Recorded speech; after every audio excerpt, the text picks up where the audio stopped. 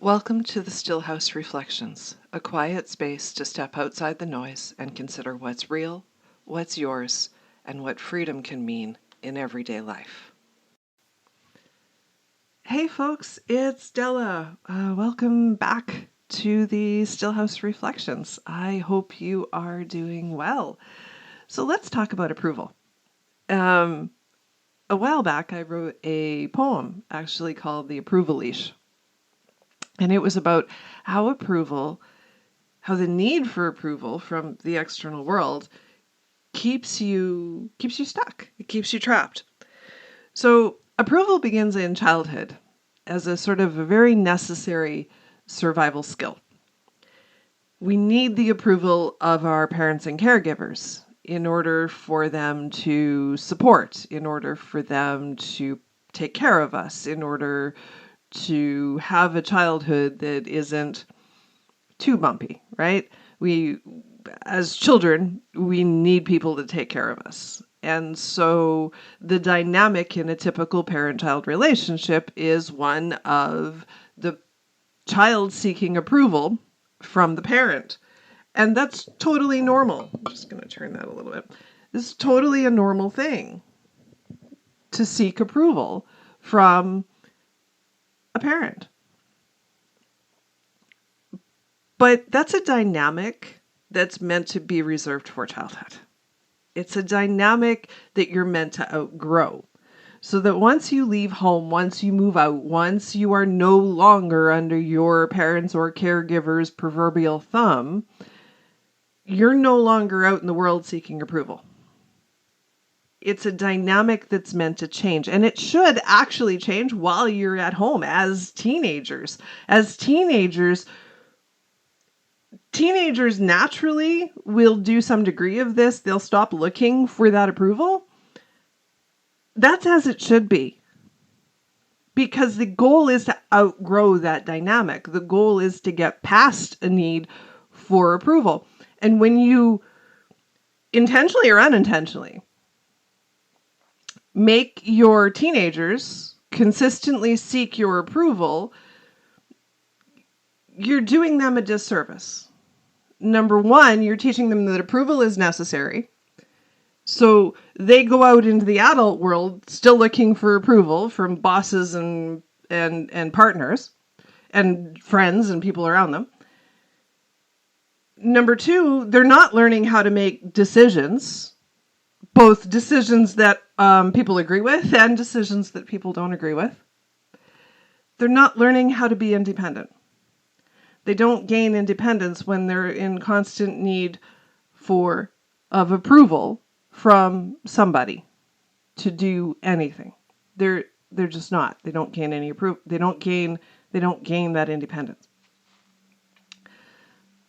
As parents, we need to be cognizant of the fact that our teenagers are going to be adults, right? When my kids hit their 13th birthdays, I look at that as like, okay, you got 5 years until you're an adult, right? My role changes on their 13th birthday. I shift gears. You're no longer a small child. I'm handing you social media. I'm handing you email accounts. I'm giving you tech. I am backing off. I am letting you figure it out as you transition through high school, junior high and high school. You're going to get to start making those choices for yourself. You need to figure this stuff out for yourself. I back off. They don't need my approval. They need to make choices. They need to figure out how to be independent adults. They need to figure out how to function in the world. And they have 5 years to do it. And to me, that's a countdown timer.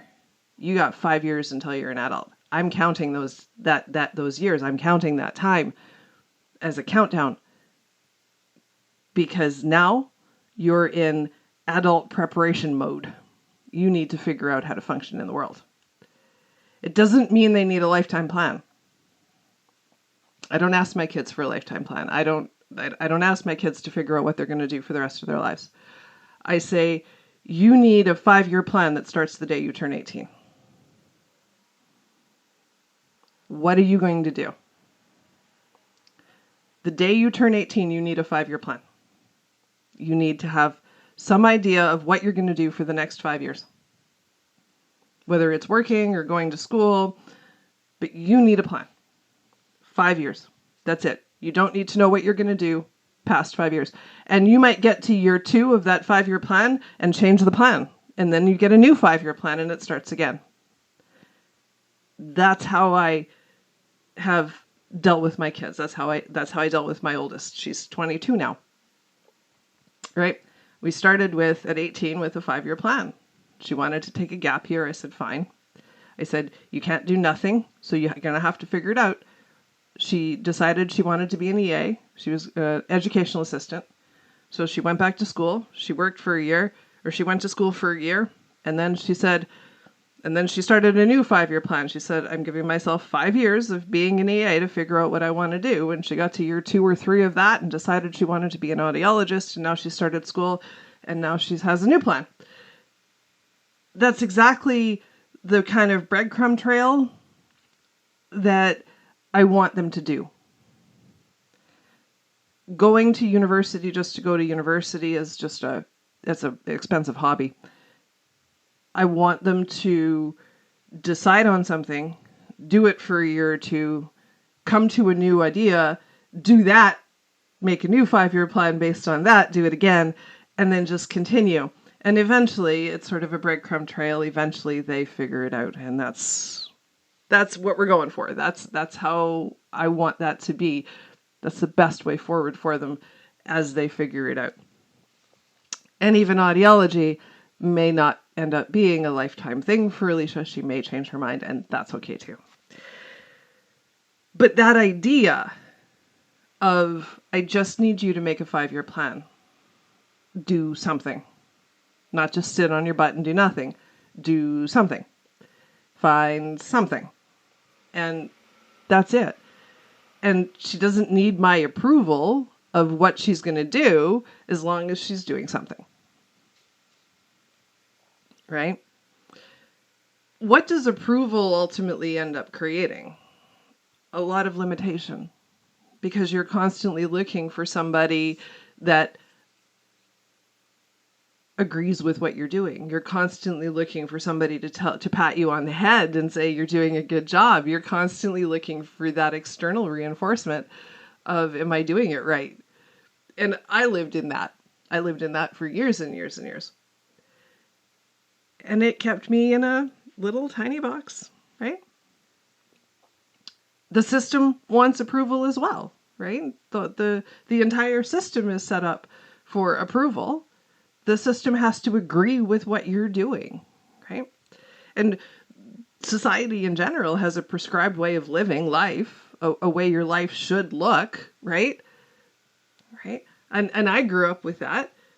And it was, get married by the time you're 25, have gone through school, get a full-time job, buy a house, and basically have your life completely figured out and set up by the time you're 30. That was what I grew up with. Have your life completely figured out before you're 30 so that you can get those kids spit out before you turn 35 because, pregnancy over 30 past 35 was dangerous, right? It's higher risk, right? Not a bad thing. Get pregnant over 35. I was 34 when I had my last one. It's not a bad thing. Women get pregnant at 40 all the time, but back in the day, right? We were supposed to spit those kids out quicker, right? Younger, right? It was that. Get moving, right? So you need to be completely stable and set up by the time you're 30 so that you have a few years to spit kids out before you get too old to do that. It was that. That was the expectation that I grew up with what life should look like. And my career choice needed approval. If it wasn't a union job with benefits, I was doing something wrong. Because that idea was that was what my parents had grown up with, right? And so that got passed down to me. In case it isn't obvious, this isn't a union job with benefits. I became a teacher because it fit the definition of what I was supposed to be doing. But I can remember walking into that school for an interview going, I'm not going to do this for the rest of my life. I'm not going to be in a classroom forever. This isn't what I'm going to do. This isn't who I am. This isn't it. I'll do it. I'll start. But it's not. This isn't it. Oh, so you're going to be a principal? No, I'm not going to be a principal. I don't really know what, but this isn't it. I learned how to be a good teacher eventually. It took a few years. I wasn't a great first-year teacher. It took a few years, and eventually I figured out how to be a pretty good teacher.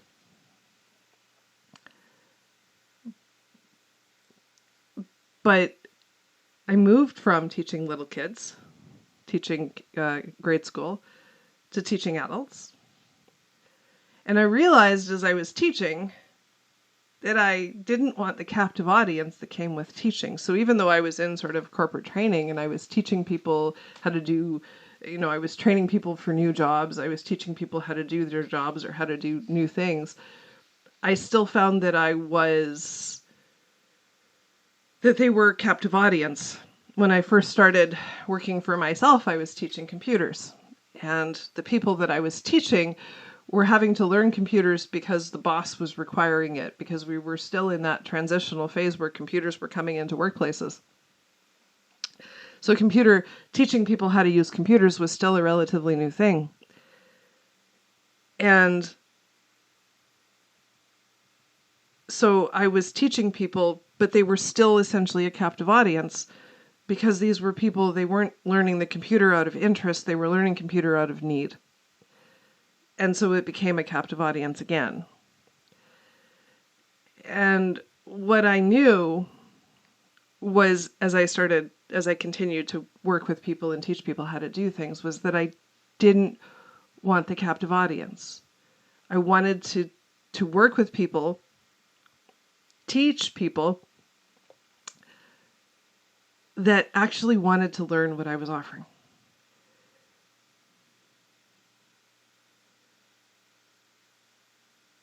And that mattered.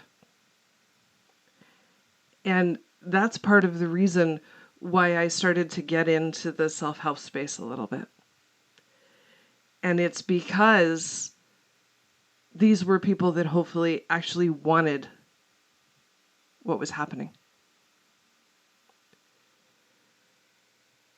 But approval kind of follows you. And so what ended up happening was there was still a little bit of people were doing it because they thought they need to. It was like the New Year's diet. People are like, well, I need to lose weight, right? Because society says you need to lose weight, or society says you need to clean, or society says you need to do this thing. So I need to fix these habits, right? Because somebody told me I was supposed to, right? And it became that dynamic. So instead of people willingly deciding to do things, they were doing things and still looking for approval. They were doing it for somebody else. And the work that I was doing became like a New Year's resolution. It died in 2 months because people were doing it for something outside of themselves. I became a teacher for something outside of myself. Kids create life paths because of what their parents create for them. It's something outside of them. We don't leave people to their own devices, quote unquote. We don't let people just kind of navigate and come to it on their own. You want to lose weight? Get really, really clear on what you want and why. Take all of the idea of approval out of it. Right? Don't do it because society says you're supposed to. Do it because you genuinely want to. And do the internal work on yourself to make sure that when you start the process, you've done the work within yourself so that you're clear on your why. And you're clear on your reason, and those reasons have nothing to do with anything outside of you. They are fully about you and what you want. That's how you get out of approval. It needs to be fully, fully, fully about you. Not anything outside of you.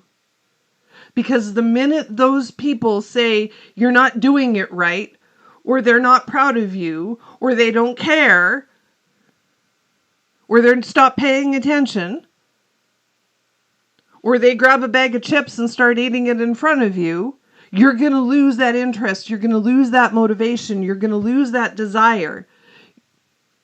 Because you're still looking for approval and they're not helping. Because they ordered pizza. So them ordering pizza takes away your approval.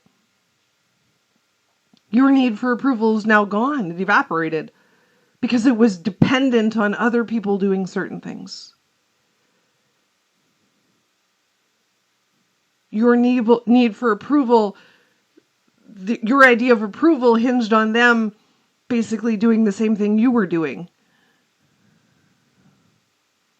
And not bringing pizza and chips and junk into the house.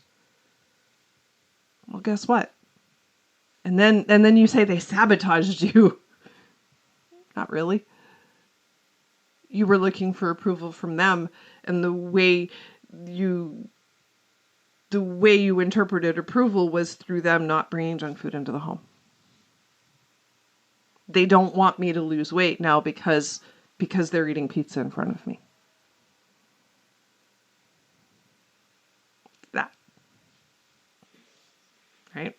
So those are the kinds of conversations we have. Other people are sabotaging me because they don't want me to do this, that, and the other thing. Or they're doing this, that, and the other thing, so they're sabotaging me. It's that approval.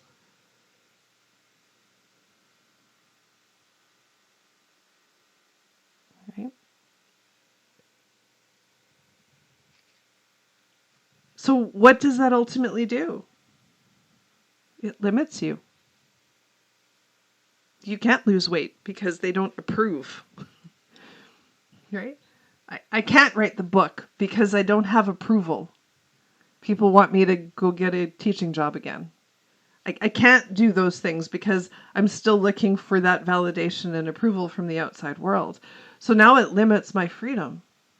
Now it limits my ability to choose for myself what I actually want, not what I think other people want me to do. My entire journey in life has been around doing what I thought other people wanted. It was a people-pleasing behavior. Approval falls into people-pleasing.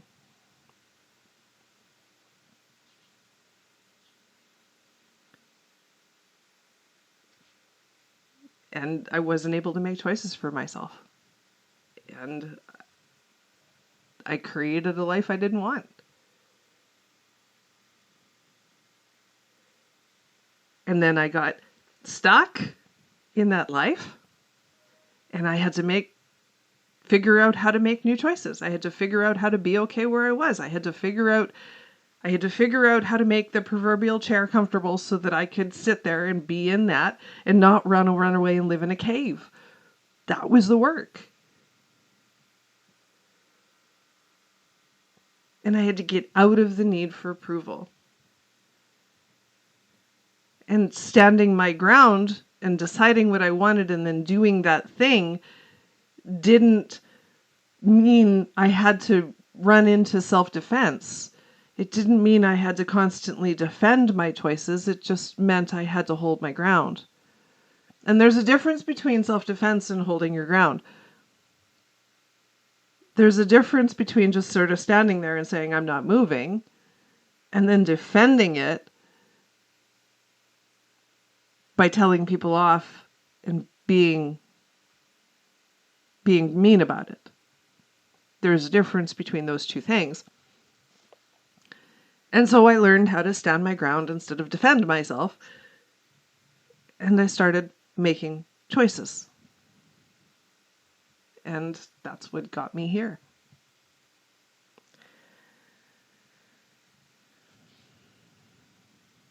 So it all comes down to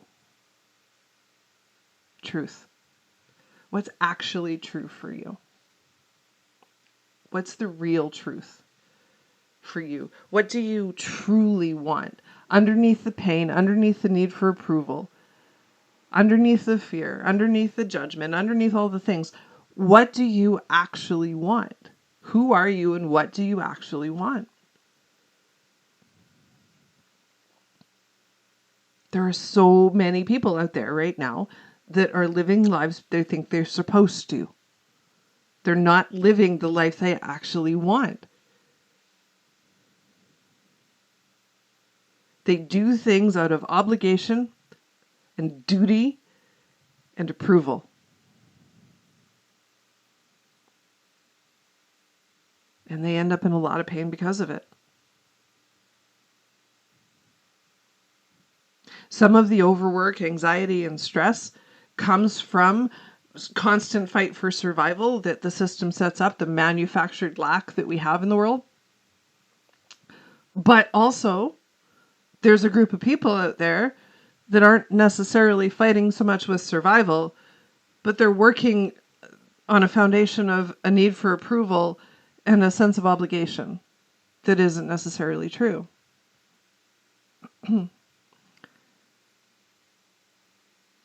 And when you take obligation and approval and you put them together, you get a recipe for disaster.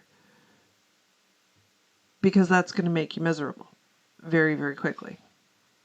And it does. It makes people miserable very, very quickly. Because they aren't doing what they want. They aren't living lives that fulfill them. They are existing. They are just existing.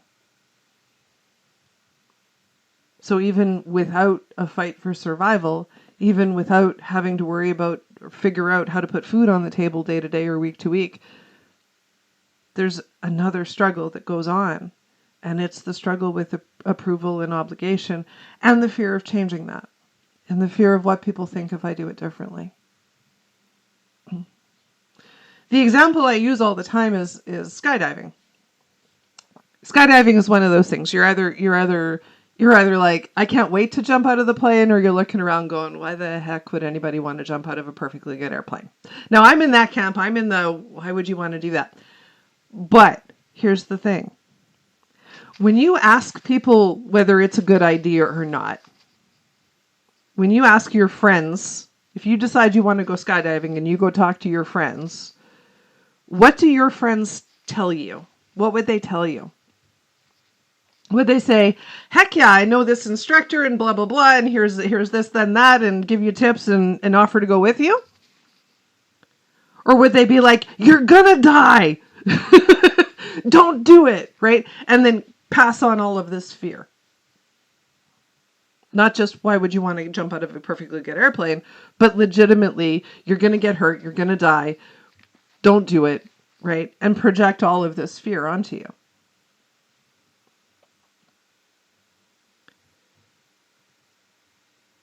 So what happens when people project that fear? When you go around and you poll your friends and you ask them if you should go skydiving, and they all come back at you with, don't do it, I don't want you to die. What's going on there? What's that dynamic creating? Number one, you're looking for approval. You're looking for your friends to say, yeah, cool, go for it, have fun. And people that are aware enough of themselves won't project the fear, by the way. Like for me, I won't project that fear, right? I'd be like, well, it's not my cup of tea, but you want to do it, cool, let me know how it goes, right? I'm not going to project the fear of, oh my God, you're going to die. I'm not going to do that to you. Right? So I'm not going to offer you disapproval. I'm not going to say, no, don't. And I'm not going to give you hell yes either. I'm going to go right down the middle and I'm going to be like, well, it's not my thing, but you want to do it, go for it. Let me know how it goes. Right? But most people don't pay enough attention to themselves to get there. So where do they go? They go to, oh my God, right? That. Right? But when you ask that question of people, what you're really looking for is approval. So regardless of their reaction, you're looking for approval, which means if they go, oh my God, you're going to die, that's disapproval. That's no, don't. So now you're asking permission. And permission, you're an adult, you don't need permission, go do it.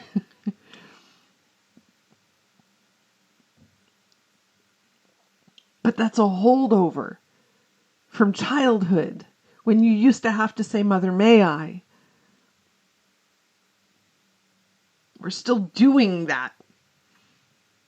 And that's why when we go talk to our friends and we ask for advice around whether we should do this, that, or the other thing, and they come back and say, no, don't. What they're doing is they're projecting their fear. They're showing you that they're afraid. They would be afraid to do that thing, and therefore you shouldn't do it either. And so because you were looking for approval, it then stops you, it traps you, and prevents you from moving forward. It prevents you from doing the next thing. Sorry, guys, coffee. It prevents you from doing the next thing.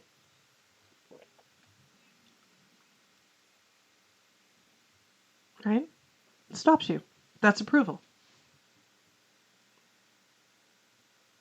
When you go out looking for those opinions, what you're really looking for is approval.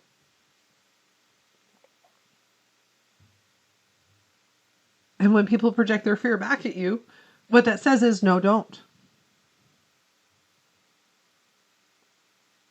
And most people aren't aware enough, so they're going to project their fear back at you and say, no, don't. And you're going to hear that as, I can't, or I shouldn't, or I'm not supposed to. And then you're going to stop yourself. There's your limitation. And that cycle plays out over and over and over and over again in daily life. People do it all the time.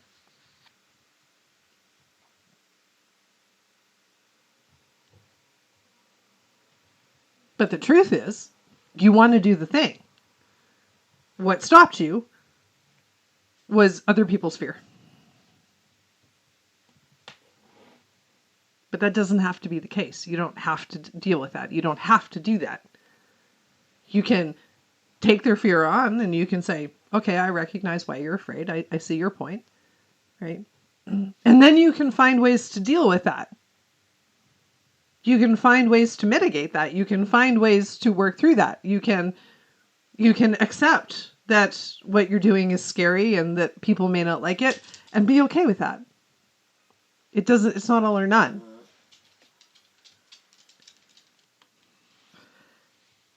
So if it's not all or none, and you get to make choices, that means you're able to deal with the things that people throw at you when they disapprove of whatever it is you're planning to do. It's not an intentional sabotage on their part. Most of the time, it's lack of self-awareness. They just don't realize that when they project their fear onto you, that they're probably stopping you from doing the thing. They don't put the two together and realize that they could temper that and that they could still offer you the idea around what they're afraid of. They could say, sure, cool, that's a good idea, but have you thought about this? Right? And that's different than, why would you want to do that? That's different than, you'll fail. That's different than, that'll never work. That's different than, right? It's those things. And that's what we're going for, right? So when it comes back, when you're looking for approval and you get back, that'll never work, ask them why. Figure out what the thing is that they're objecting to. because they probably have a valid idea behind it, but it's just coming across as, that'll never work, you'll fail. Why? Maybe there's something valid behind that you can use to help yourself.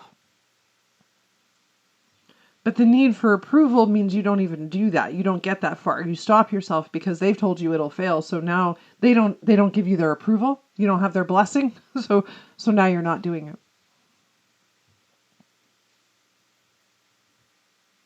There's a cycle there. There's a pattern that once you figure it out, you can change it. And you can mitigate for it. And you can ask for less approval. You can ask fewer people. You can find people that you know will go along with what you're doing. You can surround yourselves with people that are going to be more or less supportive of what you're doing. And you can insulate yourself from the opinions of others when you need to, once you get out of needing approval. Understand the risk of asking people for advice. They are probably going to tell you why not. And so what you have to do is be ready for that and not see it as a sign that you're not allowed to do what you want to do. That's it.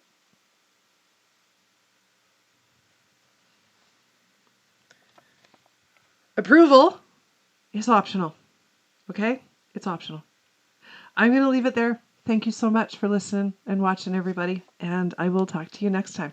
Bye for now. Thanks for spending this time with me. May these reflections stay with you and keep opening new ways of seeing until we meet again at the Stillhouse.